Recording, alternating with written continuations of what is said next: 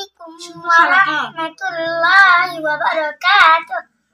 Today's annual meeting organized by Tulatoli Darul Ulum Al Islamia Madrasa. At present, Honorable President, Chief Guest, Special Guest, my respectable teachers and my dear friends, take my salam.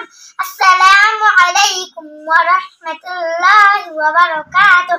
Now I am talking about our Prophet Hazrat Muhammad sallallahu alaihi wasallam. Dear audience, our Prophet is Hazrat Muhammad sallallahu alaihi wasallam. He is born in 570 AD. His father's name is Abdullah. His mother's name is Amina. He lost his father before his born. His mother Amina is dead in his early boyhood.